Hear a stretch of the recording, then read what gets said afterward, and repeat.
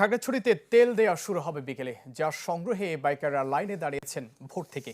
বিস্তারিত জানিয়েছেন সহকর্মী নুরুসফা মানিক।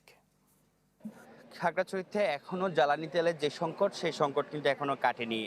আমরা দেখতে পেয়েছি ভোর ৬টা থেকে খাগড়াছড়ির বিভিন্ন যে ফিলিং স্টেশন কিংবা প্যাক পয়েন্টগুলো রয়েছে, সেখানে কিন্তু যারা মোটরসাইকেল ব্যবহারকারী কিংবা বিভিন্ন যানবাহন ব্যবহারকারী তারা কিন্তু দীর্ঘ সারি দিয়েছে। আমরা এখন আছি খাগড়াছড়ি পৌর শহরের যে বাস স্ট্যান্ড এলাকা রয়েছে, কেসি ফিলিং স্টেশন, সেই ফিলিং স্টেশনের আমরা সামনে প্রায় আধা কিলোমিটারের মতো দীর্ঘ লাইন আমরা এসে দেখতে পেয়েছি। এখানে যারা দূর দূরান্ত থেকে বিভিন্ন উপজেলা থেকে এসেছেন শুধুমাত্র জ্বালানি তেল নেওয়ার জন্য, অনেকেই ভোর ৬টা থেকে কিংবা আরও পর থেকে তারা কিন্তু এসে এখানে কিন্তু লাইনে দাঁড়িয়েছেন। তবে এখনও পর্যন্ত যেই অকটেন সরবরাহ সেটি কিন্তু শুরু হয়নি। এখানকার যারা কর্তৃপক্ষ রয়েছেন তাদের সাথে কথা বলেছি, তারা জানিয়েছেন ৩টার পর থেকে যে কার্যক্রম সেটি শুরু হবে।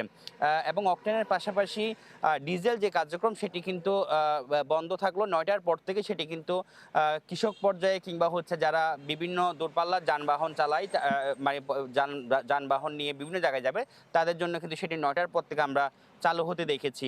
এবং এই কেসি পেট্রোল পাম্প ছাড়াও কিন্তু অন্যান্য যে দুটি ফিলিং স্টেশন রয়েছে, সেগুলো কিন্তু আজকে তাদের মজুদ না থাকার কারণে তারা কিন্তু এখনো কার্যক্রম সেটি শুরু করতে পারেনি। এবং খোলা বাজার আমরা দেখেছি অন্যান্য সময় খোলা পর্যায়ে বিক্রি হলেও কিন্তু আজকেও কিন্তু সেটি হচ্ছে না। তারা জানিয়েছেন তারা সরবরাহের জন্য পাঠিয়েছেন ডিপুতে, যদি তারা সরবরাহ পায় সেখান থেকে, তবে তারা সেটি চালু করতে পারবে।